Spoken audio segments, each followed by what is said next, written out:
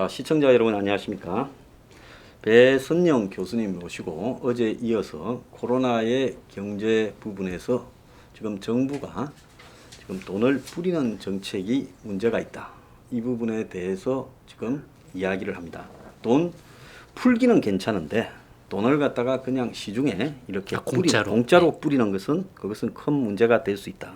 그래서 어제는 이제 두 가지를 이야기를 했습니다. 하나는 돈을 갖다가 시중에 뿌릴 때 필요한 사람한테 돌아가도록 해야지 불필요한 사람한테 이렇게 주면서 실제로 꼭 필요한 사람이 받는 효과가 떨어진다. 두 번째는 이제 이 한계 소비 성향이라고 한 게 있는데 중위소득 이상의 이 소득이 높은 사람한테는 100만 원 줘봤자 거기에서 소비되는 몫이 아주 작아진다. 올라갈수록. 네.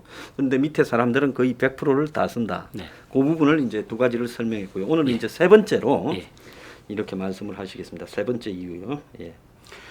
예, 현 재난기본소득 방안의 기본적인 문제점은 뭐 누구나 다 지적하는 거죠. 예. 결국 이거 하게 되면 재정적자 확대되죠. 국가 부채 비율 올라갑니다. 또 이번에 재난기본소득 재원을 마련하면서 뭐 작년도 예산 불용액 뭐 일부 활용하고 뭐 어떻게 또 조금 줄인다고 하지만 기본적으로 금년도 512조 원 예산은 잘 아시겠지만 슈퍼 예산인데 부풀리기 예산이거든요. 낭비성 지출이 너무 많은 예산. 총선을 겨냥해서 낭비성 예산을. 그러면 그런 걸 줄여가지고 거기서 낭비성 있는 지출 항목을 줄여서 전용해서 써야 되는데 그 계획이 미흡합니다. 그래서 결국은 재정 적자가 확대되고 국가 부채 비율도 올라가는데요. 그래서 중요한 건 아니고 중요한 건요. 이 중앙 정부만이 아니고 여러분 아시는 것처럼 지방자치단체, 뭐 경기도를 위시해서 광역자치단체 그리고 기초자치단체까지 경쟁적으로 재난기본소득 지급에 나서고 있습니다. 그런데 이분들의 재원은 뭘까요? 그거는 시도 지자체에서 가지고 있는 돈을 주는데 그 지자체도 자금률이 떨어져서 그렇죠. 시장 재정 자립도가 떨어지지 않습니까? 그럼 어디에 의존하냐면 중앙 정부에 의존합니다. 그럼 중앙 정부가 지방 재정 교부금이라 그러나요? 지방 재정 교부금을 지급하게 되니까 결국은 지자체들도 저 지방 재정 교부금을 믿고서 이 재난기본소득 어차피 돈 떨어지면 중앙 정부에서 또 대줄 거다 2차로 이런 겨냥을 하고 그러니까 결국은 중앙 정부의 재정 적자 확대될 수밖에 없고 국가 부채 비율 올라갈 수밖에 없습니다. 그 다음에 중요한 건 이제 지금부터 이제 이건 정치 문제와도 관계돼 있지만요. 대상 선정 기준이 어떻습니까? 거의 정치공학적 아닙니까? 아주 정치공학적이죠. 예, 정치공학적입니다. 도대체 어디 70%라는 기준이 그게 무슨 기준인가도 불명. 처음에는 이제 진짜 어려운 분들, 근데 어려운 분들을 행정적으로 다 구별하기 어려우니까 그냥 취약계층 정도로 하자. 그럼 아마 처음에는 한 20-30%에 시작을 했을 겁니다. 그러다가 조금 더 하자 하고 한 50%까지는 정부에서 마련한 것 같은데 당정 협의 과정에서 그게 70% 올라갔죠.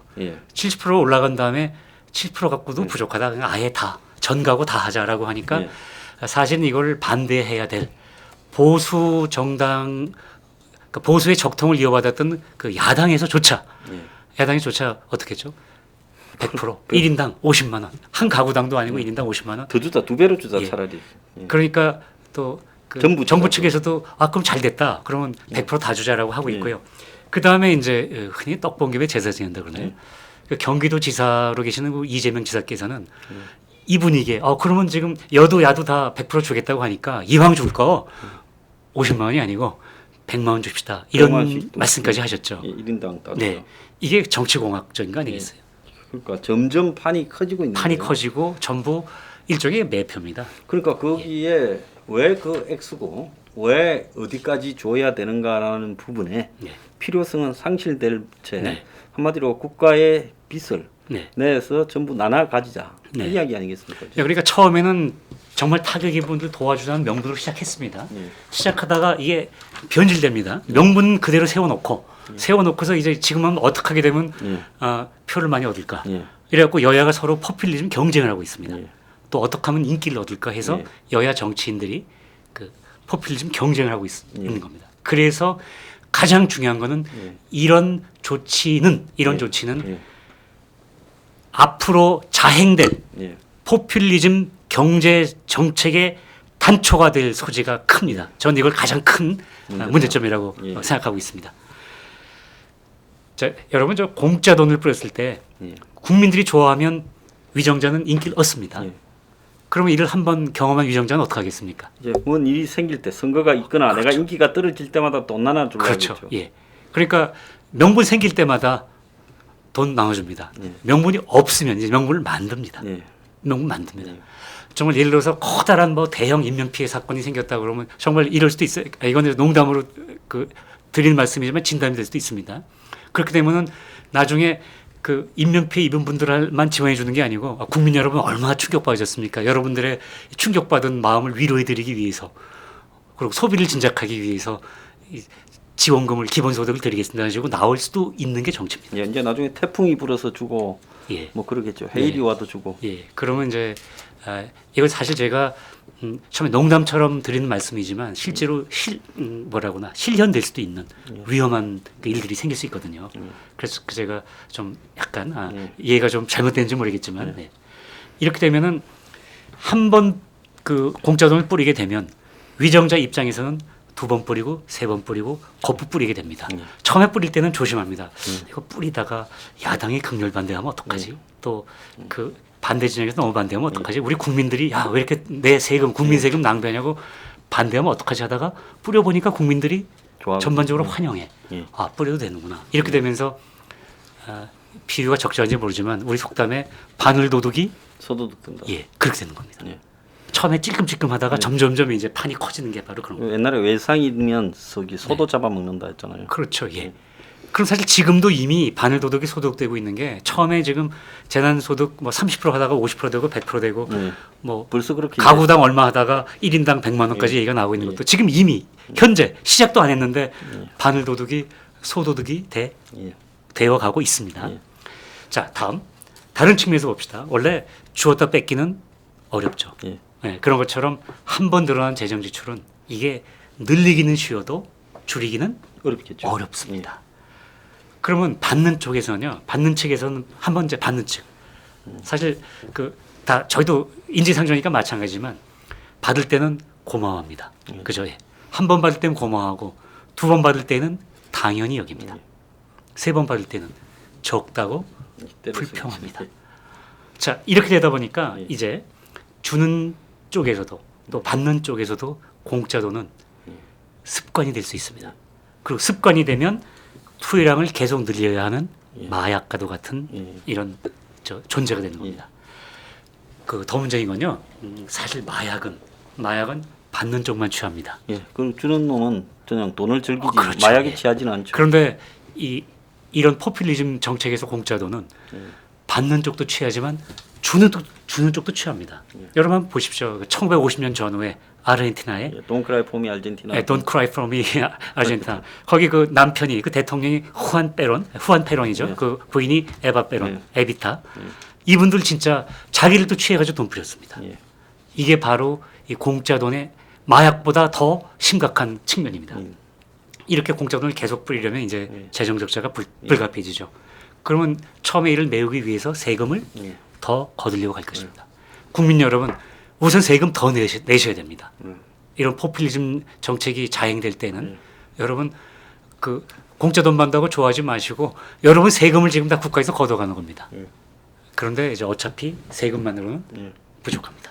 세금만은 부족하기 때문에 이제 정부가 빚을 내겠죠. 그렇죠. 이제는 세금만은 부족하기 때문에 적자 국채를 계속 발행해야 됩니다. 이렇게 돼가지고 이제 재정 지출 규모가 계속 증가하게 되면 아까 말씀드린 것처럼 물자 생산은 많이 안 돼 있는데 재정 지출은 증가하면서 적자 국채 발행하고 또 국민들은 공짜 돈으로 계속 쓰다 보면 아까 말씀한 그대로 그러니까 지난 시간에 말씀드린 그대로 이제 물가 상승이 시작됩니다. 그죠? 예. 그러면 물가 상승이 시작되고 있는데 그동안 국채를 많이 발행됐으니까 국채 발행 잔액에 대해서 이자는 지급해야 되겠죠. 그러면 이자 지급분도 늘어나죠. 또 그 공짜 돈을 지원을 할 때 물가가 올라가면 물가가 올라가는 만큼 더 물가 상승 감안해서 더 드려야 되거든요. 그럼 어떻게 됩니까? 이자 지급분 플러스 저 물가 상승분 하게 돼서 재정 지출 규모가 점점점 커져야 됩니다. 그렇게 해서 기하급수적으로 커지기 시작합니다. 그게 이제 뭐 이 독일이나 1차 대전 예전에 패배 그렇죠. 이후에 예. 그다음에 얼마 전에 이제 아프리카에 있었던 짐바브웨. 또 중남미에 지금 베네수엘라 같은 베네수엘라. 경우가 지금 그렇게 마찬가지. 들어가는 이제 이렇게 이 과정에서는 이제 중앙은행의 독립성이 훼손되기 예. 시작합니다. 중앙은행 예컨대 중앙은행 총재도 저 정권의 입맛에 맞는 분들로 갖다 놓고 놓고 또 안 그러면 법까지 바꿀 수 있습니다. 예. 그렇게 해서 중앙은행이 저 정부 국채를 직접 아예 그냥 인수하게 예. 발행한 족죠. 만약에 그게 법 개정 안 되더라도 마찬가지예요. 그러면 간접적으로 유통시장에서 국채를 계속 삽니다. 이쪽에서는 계속 발행을 하고 이쪽에서는 이제 금융기관한테 중앙은행이 눈짓을 줘서 당신들이 인수하면 우리가 다 사줄게. 예, 또 사줄게. 그 결국은 직간접적으로 이제 그 국채를 사주기 시작합니다. 진짜 중앙은행이 찍어낸 돈이 이제 마구 풀리기 시작합니다. 예, 이제 뭐 국채는 휴지 조각이 되는 거죠. 그럼 결국은 이제 어떻게 됩니까? 예. 결국 하이퍼 인플레이션, 초인플레이션이 유발됩니다. 예. 이 정도로 유발될 때는 이제 국가 부채 규모는 엄청나게 올라가 있고 초인플레이션이 유발될 때는 이제 외환 쪽은 어떻게 되겠습니까? 예. 외환 위기는 올까요? 그러니까 환율이 엄청나게 지금 발생을 하니까 이 나라에 있다가는 돈의 가치가 자꾸 떨어지니까 빨리 탈출해야 되겠다고 돈들이 다 외국 자본이나 회사들은 다 빠져나가겠죠. 그렇죠. 어. 그리고 국제금융시장에서 이제 한국 경제 예, 안 믿죠. 예. 신용 등급은 아주 추락합니다. 그러면 외환 위기가 오겠죠. 당연히 옵니다. 이렇게 해서 외환 위기까지 예. 발생합니다. 예. 자, 그 다음에 그 이 물가 인플레이션뿐만이 아니고요. 아까도 제가 말씀드렸습니다만은 원래 공짜 돈을 뿌리기 위해서는 이제 공짜 돈 뿌리다 보니까 진짜 기묘한 곳에 예. 그 재정 지출을 못 합니다. 예. 여력이 없죠. 예. 그러면 그 진짜 기묘한 곳이라는 거는 국민 경제 생산성 향상에 도움을 줄 그 재정 투자 사업을 제대로 못 하게 됩니다. 이런 투자 사업을 못 하게 되면은 국민 경제 생산성 어떻게 되죠? 생산 못하게 되면 생산 굉장히 떨어지겠죠. 떨어집니다. 예. 그러면 우선 국가 경쟁력이 떨어집니다. 예. 예. 다음 또 하나 아까도 말씀하셨죠. 지난 시간에도 말씀하셨습니다만은 이제 공짜 돈에 국민들이 취하게 되면 애써서 일을 하려고 안 하실 겁니다. 아, 그냥 일 조금해도 정부에서 주는데 하면서 그러면 그 국민들 중에 많은 분들이 이제 애써서 일 안 하려고 하게 되면 이제 어떻게 됩니까? 생산성이 떨어지죠. 예. 생산 떨어지고 그 다음에 임금은 올라가죠. 예. 애써서 일 안 하는 분들 우리 회사에서 일 좀 해주세요 하려면 어떻게 돼요? 많이 준다. 올려줘야 되죠. 그럼 임금 올려주게 되면 그러면 저 여러 측면에서 생산성이 떨어지고 임금은 올라가고 그러면 국가 경쟁력은 당연히 저하되고 수출 경쟁력은 수출 경쟁도 저하되고 떨어지겠죠. 그러면 생산 활력은 저하되고 생산은 안 되고 수출도 안 되고 이렇게 되면 결국은 국민 소득이 감소합니다. 예. 경기는 침체되겠죠. 침체되는 겁니다. 그러니까 물가는 올라가는데 경기는 침체됩니다. 이 두 가지 측면이 같이 일어나서 결국은 한마디로 말하면 경제가 거덜난다고 할까요? 예, 그러니까 실제 경제는 물가는 올라가고 여기 저 농구공만한 게 이제 탁구공만큼의 쪼그라드는 형태가 네, 실물 경제는 이제 쪼그라드는 그렇게, 거죠. 예. 쪼그라들죠. 그런데 물가는 엄청나게 올라가죠. 올라갑니다. 돈의 가치가 없어져 버리는 거죠. 그런 나라가 바로 아까 말씀드렸던 중남미의 베네수엘라 같은 이런 나라입니다. 그렇다면 결국 이런 포퓰리즘 경제 정책의 최종적인 귀결점을 한마디로 요약한다면 미래 대한민국이 예. 현재 베네수엘라로 전락하는 겁니다. 예. 나라 경제가 총체적으로 망가집니다. 소득은 감소합니다. 초인플레이션 일어납니다. 중산층 붕괴됩니다. 국민 다수가 빈곤층으로 전락합니다. 물자 부족으로 배급제 실시합니다. 요즘 같은 감염병 사태가 발생했을 때는요, 의료시설, 물품 부족해서 사망자도 증가합니다. 근데 이게 그 중남미 베네수엘라 같은 나라 문제가 아니고요. 선진국 중에서도 얼마 전에 신문을 보니까 이탈리아도 사망자가 많은 게 그 포퓰리즘성이 농후한 정책을 쓰다 보니까 의료 체계는 개선 안 하고 다른 쪽에다가 돈 뿌리길 많이 했다고 그러더라고요. 의료 공공 인프라를 그렇죠. 안 하게 되고 이탈리아의 다리가 계속 무너지고 얼마 전에 또 무너졌다잖아요. 그렇죠. 예. 그러니까 다리가 계속 무너지는 이유가 뭔가 하면 공공 인프라나 이제 예를 들어 생산에 유용하게 쓰일 수 있는 사회 간접 자본 자체에는 투자를 거의 하지 않고 방치한 채 그냥 나눠주는 돈 이런 쪽에 포퓰리즘에 지금 집중하니까 결국 지금 나라 그렇죠. 그러니까 의료 인프라도 구축을 제대로 못하는 거죠. 그러니까 선진국조차 이럴진데 나중에 그 경제 실력이 부족한 나라가 포퓰리즘 경제 정책을 쓰게 되면 이제 저렇게 베네수엘라처럼 되는 겁니다. 정말 국민 여러분 이런 나라 원하십니까? 아, 이런 나라 그렇죠. 여러분들의 사랑스러운 자녀들에게 물려주고 싶으십니까? 네. 안 됩니다. 이렇게 하면 안 됩니다. 네. 많은 분들이 경고를 했습니다. 노자의 도덕경에 보게 되면 신원 불미 미연 불신. 제가 자주 쓰는 그 교훈 중에 하나인데요. 믿을 수 있는 말은 아름답지 않고 아름다운 말은 믿을 수 없다. 여러분 정치인들은 국민들을 상대로 뭘 호소할 때 표를 얻고자 할 때 아름다운 말씀들을 많이 합니다. 그러나 그런 아름다운 말들은 믿을 수가 없습니다. 우리 황 소장님 말씀 아름답지 않죠? 또 제가 여러분께 드리는 말씀 아름답지는 않을 겁니다. 그러나 저희들의 말씀은 아름답지는 않지만 믿을 수 있을 겁니다. 또 제임스 프리먼 클라크라고 저 미국의 작가가 유명한 이야기를 했습니다. 정치꾼은 다음 선거를 생각하고 정치가는 다음 세대를 생각한다. 영어로 이제 politician 그러면은 정치인이란 뜻도 있지만 정치꾼이란 뜻도 있지 않습니까? 그러면 거기에 대응되는 개념이 statesman, 정치가죠. 정치꾼은 표만 생각합니다. 다음 선거를 생각하고 정치가는 다음 세대를 생각한다라고 또 이야기를 했습니다. 프랑스의 드골 대통령 그 이후에 그 다음에 대통령이 된 그 조르주 뽕피두 이 대통령도 명언을 남겼습니다. 정치가는 나라를 위해 자신을 바치고 정치가는 정치꾼은 자신을 위해 나라를 이용한다. 이 명언을 얘기했습니다. 자, 여러분 한번 보십시오. 그 지금 정치인들이 자신 또는 자신이 속한 정파를 위해서 나라 또는 자치단체의 돈, 결국은 국민 여러분의 돈입니다. 이 돈을 이용한 건 아닌지 정말로 타격 입은 분들을 돕는다는 명분으로 시작해가지고 떡 본 김에 제사 지내고 남의 떡, 국민의 떡으로 잔치하고 하는 이런 마음으로 지금 하고 계시는 건 아닌지, 하려고 하시는 건 아닌지 국민 여러분께서 깨어 계셔야 되고 감지를 하셔야 됩니다. 좋은 말씀입니다. 자, 그 다음 순서는요. 그러면 어떤 식으로 재난 기본소득을 줘야 된단 말이냐? 그러면 재난 기본소득을 줘야 된다는 거냐? 어떤 식으로 돈을 어려운 사람들을 도와야 될 거냐? 그렇다고 지금 저렇게 방치할 수 있는 건 아니지 않느냐? 그렇습니다. 직장도 잃고 그렇죠. 지금 하루 먹고 사는 사람들 생계를 위협받고 있는 분들이 많으십니다. 지금. 자, 그 부분에 대한 지금 견해를 이야기를 지금 가지고 계십니다. 네. 제가 그냥 그 대안입니다. 그 대안으로 하나 이제 제시를 예시적으로 제시를 한다 그러면요. 제가 제시하고 싶은 대안은 이런 겁니다. 우선은 실제로 타격을 입은 취약계층 분들께 이 지원이 이루어져야 됩니다.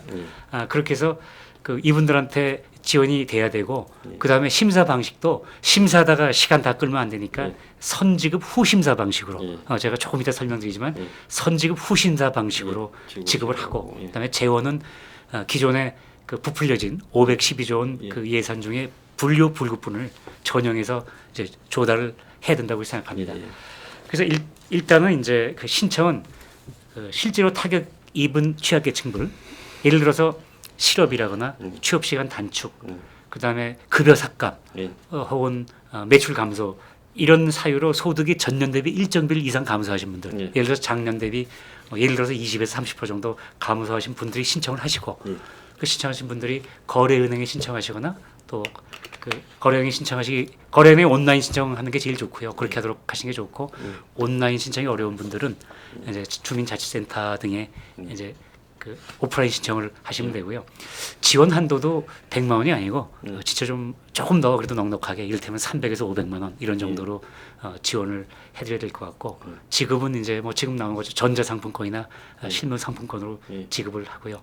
자, 이 부분에서 이제 재정 그 돈 그러니까 한마디로 돈 뿌리기 했을 때 이제 가장 좀 우려되는 거는 승수 효과가 낮다. 보통 뭐 0.2, 0.3이다. 그러니까 10조를 뿌리면 2, 3조 정도의 경제 순환 효과가 있다.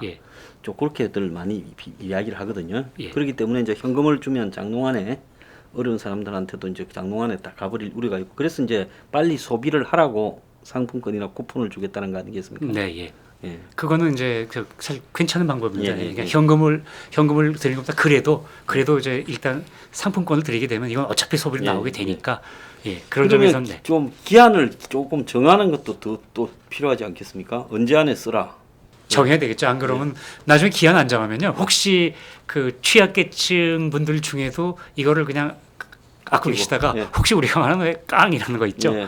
깡 뭐 하고 뭐 이런 위험도 뭐 있고 예, 하는데 예, 예. 근데 어쨌거나 그 사실은 또 현금으로 지급해야 될 필요도 있는 게 이분들이 의료비를 써야 된다 그러면 예, 예. 의료비를 써야 된다 그러면은 사실 그건 현금으로 예. 지급해야 되거든요. 그러니까 예. 그거는 양면성이 있는데 예. 이제 일단은 전체적으로는 그 소비 진작 효과까지 감안해서 예. 상품권이 좋지 않을까 저는 이렇게 예. 생각합니다. 이건 어디까지나 제가 개인적으로 예, 예시를 드리는 겁니다. 예. 심사 방식은 선지급 후 심사입니다. 일단은 신청을 하시게 되면 심사 없이 지급을 합니다. 예. 그러면 막 신청하면 어떻게? 예.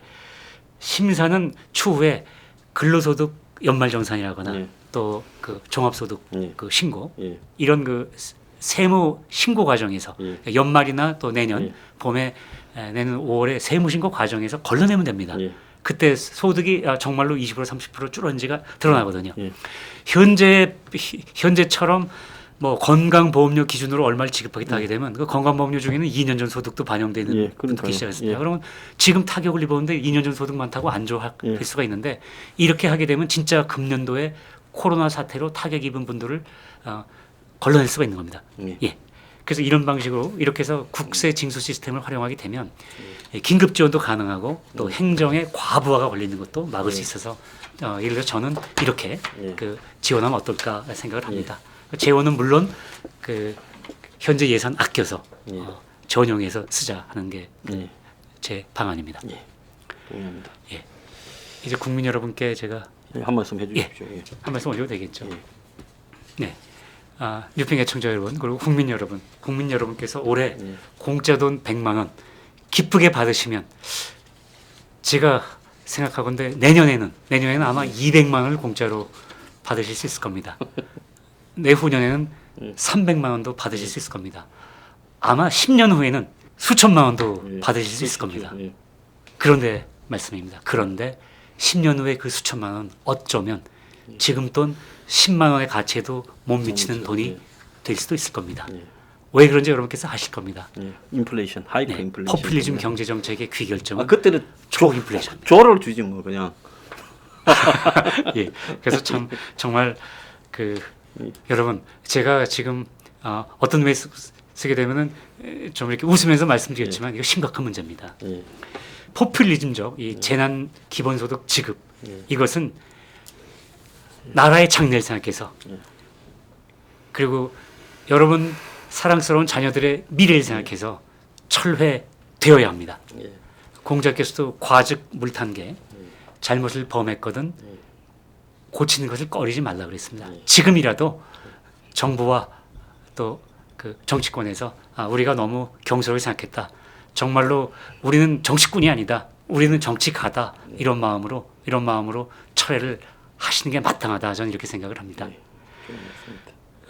그리고 이제 속히 중지를 모아갖고 긴급 재난금이 지원금이라는 긴급 재난 지원금이라는 본래 취지에 맞게 그 조치를 그 설계해서 제가 제시한 대안이 아니라 좋습니다. 보다 효율적이고 효과적인 대안을 마련될 겁니다. 그리고 국민 여러분 마지막으로 또 드리고 싶은 말씀은 역지사지 처지를 바꾸어서 생각을 하셔야 될 것 같습니다. 여러분 지금 내가 재난을 입지 않았다고 하더라도 재난을 입으신 분들, 생계를 위협받고 계신 분들의 그 마음을 한번 헤아려 보십시오. 내가 생계 위협까지 받고 있는데 그 저 많은 재원을 공짜로 타격받지 않은 분들한테 뿌려준다고 할 때 이 당한 입장에서는 마음이 어떻겠습니까, 여러분? 정말 화도 나고 서글퍼질 겁니다. 그분들의 마음을 헤아려 봅시다. 그렇게 해서 여러분들 우리 정말로 양보와 배려의 미덕, 우리 대한민국 국민들 정도 많고 양보와 배려 이렇게 미덕을 발휘할 수 있는 분들 아니시겠습니까? 정말로 양보와 배려의 미덕을 발휘해서 진짜 어려운 분들께 그 지원금이 가도록 이렇게 도와주십시다. 간곡히 호소합니다. 예, 참 좋은 말씀인데요. 자, 이번에는 이제 그 마지막 장으로 지금 코로나가 사실은 실물 경제의 자체의 내부의 모순이나 실수로 실패로 발생한 게 아니라 네. 이제 질병이라고 하는 부분이 실물 경제에 영향을 미쳐서 네, 경제 외적인 거죠. 외적인 요소가 경제에 영향을 미쳐서 이것이 이제 각 나라의 국가 재정이나 또 향후에 이제 이 금융권과 관련되는 금융 위기 등을 초래할 수 있다. 이제 이런 부분에 우려가 많습니다. 그래서 이제 어떤 사람은 그래도 또 이것이 꼭 사그라들면 V자 반등을 할 거다. 아니다. 조금 느리게 U자 반등을 할 거다. 아니다. 이게 침체가 오래가는 대대공황 형태로 갈 것이다. 그래서 L자로 간다. 또 어떤 사람은 아예 이게 그냥 수직 낙하로 경제 붕괴를 가져올 거다. I자로 간다. 예, 그 누리엘 누빈인가? 예, 누빈이 이제 그 항상 어둠, 네, 예. 저 둠이라고 미스터 예, 둠이라고. 닥터 둠인가? 미스터 둠. 다크 둠. 닥터 둠이라 그러나? 예, 예, 미스터 둠, 닥터, 예, 닥터 둠인가 보네요. 예, 예. 그렇게 이야기하죠. 네. 자, 그래서 이제 우리 배 교수님은 이번에 이제 이 사태에 대해서 경제에 대해서 워낙 해박하시니까 한번 직접 어떻게 생각하는지 들어보겠습니다. 예. 네. 제가 생각하기에는 이게 경제 내적인 문제였으면 오히려 예측이 쉽습니다. 예.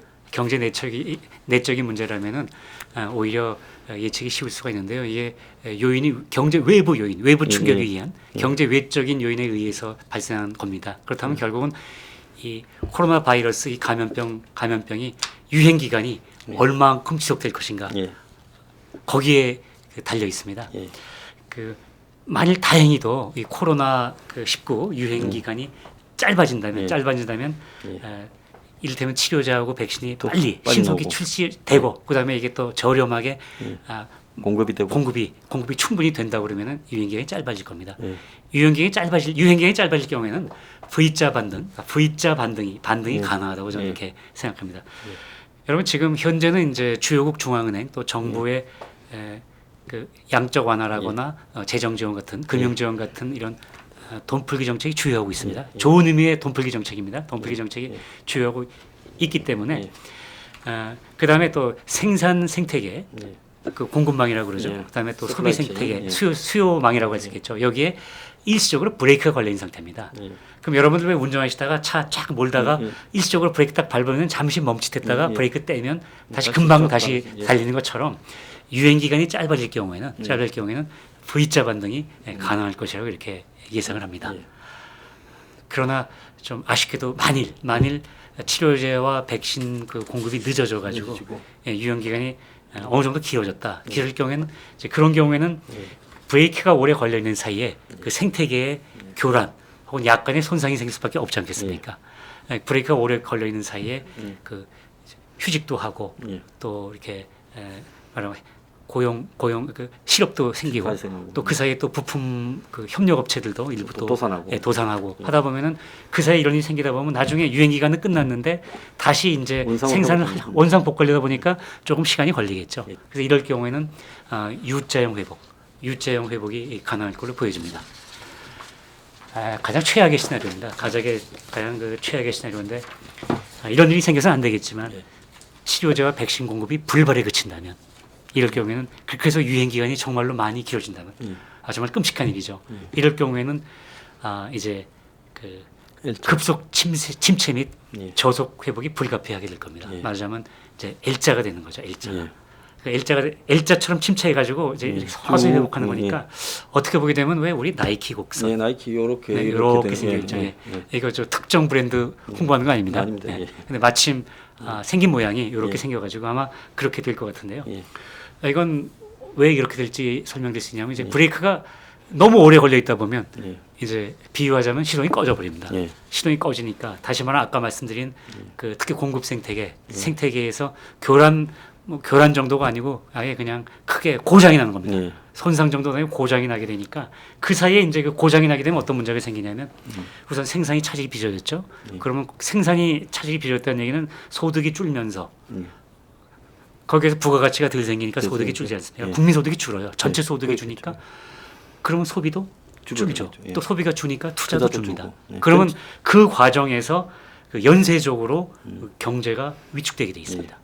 그 위축된 상태가 계속되다 보니까 아까 말씀드린 대로 이제 급속 침체되고 그럼 유행 기간이 한참 긴 동안 그 침체 과정이 고통스러운 과정이 진행되다가 서서히 예, 회복되는. 아주 서서히 아주 서서히, 느리게, 예, 서서히. 느리게 예. 그렇게 회복될 것 같습니다. 자, 이론이 혹자 생기진 뭐 않죠. 혹자는 이제 그런 게 아니라 완전히 그냥 수직 낙하할 거다. 아이자잉이다. 이렇게 이제 또 말하는 사람들도 있습니다. 예. 예, 저 아까 그 말씀드린 그 누리엘 루비니 같은 이런 예. 분들 정말 예. 비관론자들은 그 I자처럼 예. 정말 급전직하로 추락할 거다 이렇게 예. 그 예상하는 분들도 예. 계시는데요. 저는 이제 그렇게까지 예. 되지는 않을 거라고 생각합니다. 예. 왜냐하면 그 유행 기간이 너무 오래된다 보면 왜 그 집단 면역이라는 그 면역이라고 표현을 이제 대부분이 하시더라고요. 다 걸리니까. 예. 예, 집단 면역. 걸려서 이제 항체가 형성돼서. 그죠? 네, 예. 뭐. 그렇게 해서 뭐 나중에 이제 바이러스가 그 자기가 올마다닐 숙주를 잘 찾지 못하면은 이제 이 유행 기간이 끝난다는 말씀이 예, 예. 있지 않습니까? 예. 그러면은 그 사이에 아마 집단 면역이 형성될 수도 있습니다. 예. 그렇게 해서 유행 기간이 끝나가지고 예. 예컨대 아까 말씀드린 것처럼 이제 L자형 예. 나이키 곡선형 회복이 될 수도 있고 예. 있고 또 다른 하나는 이제 설사 그렇게 정말 집단 면역이 얼마나 끔찍합니까? 예. 뭐 전 세계 인구의 몇십 프로가 감염돼야 된다는 이런 일이 이런 일이 생기지 말아야 되겠죠. 근데 아무튼 그 유행 기간이 이렇게 어쨌거나 길어지더라도 너무 길어지게 되면은 예. 그러면 이제 저 정부와 국민들이 머리를 맞대게 될 겁니다. 선택을 하게 됩니다. 공중보건이냐 경제냐 선택해야 됩니다. 이 사이에서 균형점을 찾아야 됩니다. 그렇죠. 정말로 대침체 조짐까지 보이게 되면요. 예. 그러면 아마 많은 분들이 그 어떤 의미에서는 이렇게 생각하겠죠. 이게 참 코로나로 정말 이렇게 희생되느냐, 아니면 굶어서 희생되느냐, 두 개 중에 선택을 하자. 두 개 중에 선택해야 된다면 그러면 차라리 코로나로. 그냥 일터로 나가자. 예, 인터뷰가 그리고 또 소비하러 나가자. 이렇게 하면서 이렇게 우리가 흔히 말하는 생활 방역. 그러니까 일터로 나가실 때 그냥 나가시면 안 되죠. 마스크 소비하러 가실 때 그냥 나가시면 안 되고요. 마스크 끼시고 저는 지금 황 소장님 대신 껴주셨습니다. 예. 마스크 끼시고 또 손 씻기 잘하시고 이 생활 방역 체제로 전환이 되면서 그럼 경제 활동이 서서히 정상화될 겁니다. 예. 그렇게 될 거기 때문에 I자형 대침체. 누리엘 루비니가 말하는 그레이트 디프레션도 아니고 비교급 쓴 그레이터 디프레션, 그레이터 디프레션은 오지 않을 것이라고 저는 이렇게 생각을 합니다. 지금 미국에서도 이야기가 나오는 게 뉴욕 타임즈에 보니까 저도 이제 그걸 강하게 주장했는데 네. 한 2,200만 명을 2,200만 명을 네. 단기간에 미국에서 조사를 해보자. 네. 그러면 그 중에 항체가 형성된 사람 비율이 이게 이제 항체 항원 검사로 하자. 그러니까 네. RT-PCR이 아니라 네. 분자 증식이 아닌 네. 그걸로 하면 빨리 그냥 하자 말자 곧바로 알 수 있게 될 거다. 지금 조금만 더 개발하면 된대 한 보름 정도만. 지금 이제 진단 키트 말씀. 예, 진단 키트를 진단 그 키트. 항원 항체 방식으로. 예. 그러면 곧바로 몸에 있는지 없는지가 나온대요. 오. 그러니까 이제 그걸 가지고 네. 2,200만을 순식간에 한번 빡 해버리자. 모든 걸 다 동원해가. 그러면 그 중에 항체가 형성된 사람이 얼마인지를 파악할 수 있다. 그러면 그게 의미 있는 숫자라면 네. 이제 그야말로 생활 이제 방역으로 들어가도 된다. 전환해도 된다. 그 이야기를 하죠. 그래서 저도 한국에서 50만 명만 하자. 국민의 100분의 1인. 그러면 한국에서도 국민의 100분의 1만 하면 결국은 지금 정부가 이제 선거 끝나면 생활 방역으로 간다고 하잖아요. 네. 21개부터 네. 이제 벌써 흘리고 있습니다. 오늘부터. 그렇습니까? 예, 그런데 가기 전에 정말로 어느 단계인가를 한번 국민의 지금 점검을 해보자. 왜 우리 지금 네. 이거 저기 진단 키트 남아 돌아가 전 세계 수출하니 뭐 미국에 주니 이래 샀는데 네. 우리 국민 50만 명을 한국의 시스템에서는 미국보다 훨씬 쉬울 거다. 그렇기 네, 때문에 그렇겠네요. 그걸 가지고 RT-PCR이 아닌 곧바로 알 수 있는 항원 항체 반응으로 50만 명만 딱 해서 이 중에 항체가 형성된 사람이 얼마다. 네. 이렇게 하면 그리고 실제 지금 그 항원 항체 방식은 이제 이 음성이냐 양성이냐를 가리는데 초반에는 좀 이 혼돈이 있을 수 있어요. 예. 그렇지만은 이제 그걸 RT-PCR하고 항원 항체를 병행하면 50만 명을 할 수 있을 거다. 그럼 이제 우리나라에서 할 수 있는 예, 할 수 있어요. 한국이 할 수 있어. 내가 볼 때 세계에서 유일하게 미국보다 훨씬 더 빨리 할 수. 그럼 두 개로 하게 되면 그러고 난 다음에 이 정도면 감당할 수 있다면 바로 그냥 일터로 가고 생활 방역으로 또 그게 오히려 경제적 손실을 최소화할 수 있는 훨씬 방법이죠. 최소화죠. 그럼 이거 한 개 무작정 지금 이렇게 그냥 그 생산 차질 이걸 빚을 게 아니고 막 그런 방법이 있다면 이게 50만 개면 몇백억밖에 안 해요. 한 개 뭐 15,000원 아니까. 그렇죠. 지금 우리 경제 손실이 뭐 천문학적 숫자로 나오고 있는 몇백 개가 될 수도 있기 때문에 빨리 그렇게 한번 해버려가 단 시간에. 그리고 하고 난 다음에 그 결과로 가지고 감당할 수 있으면 차라리 감당하자. 네. 근데 근거를 갖고 해야지. 그냥 또 생활 방역으로 간다고 갔다가 또 번지고 또 번지면 이제 이게 그렇죠. 죽는 거지 않습니까? 네. 그래서 그런 이야기도 이렇게 좀 해볼 필요가 있다. 그래서 한번 우리 그럼 진짜로 왜 뭐 의료 전문가들, 의료 전문가분들께서 한번 진지하게 검토를 해보셨으면 하네요. 예, 예. 네. 자, 정리를 이제 마지막으로 좀 해주시죠. 예. 자, 여러분 정말 그 치료제와 백신 네. 빨리 그리고 저렴하게 충분히 공급돼서 이번에 코로나 사태가 빨리 종식되기를 정말 진심을 기원합니다. 네. 그렇게 해서 경제도 빨리 회복되고 그리고 특히 이번에 코로나 사태에서 타격을 입으신 분들 하루 빨리 그 극복하시기를 기원하고 그리고 마지막으로 우리 뉴핑 애청자 여러분 그리고 국민 여러분 모두 감염병에 걸리지 마시고 건강하시기를 진심으로 기원합니다. 자, 우리 배순영 교수님, 제가 봤을 때 한국에서는 경제학의 좀 천재신데요. 자, 이런 천재가 경제학에 이런 위기가 났을 때 그야말로 국가가 얼마나 효율적으로 이 사태에 어떤 정책을 통해서 최소의 비용으로 최대 효과를 거두는가 이런 판단할 수 있을 건데요. 자, 근데 참 이 정치와 경제가 전부 한마디로 정치적인 어떤 바람에 흔들리다 보니까 올바른 대안을 가지고도 그것이 제대로 국민의 이 극대화를 위해 효율성을 위해 반영이 안 되는 그런 지금 시간들이 지나고 있는 게 아닌가 안타깝게 생각합니다. 네. 자, 배순영 그 교수님의 이 금융경제학 원론 시장의 비밀이라는 신제에 대해 좀 많은 관심을 가져주시고요. 또 이 배 교수님의 OK 배순영 유튜버요. 네, OK 배선영입니다. 자, 경제학 어렵더라도요. 국민이 경제를 알아야 정치꾼이 국민을 상대로 사기를 못 칩니다. 그래서 오늘 선거 날 이제 이 방송이 나가는데요.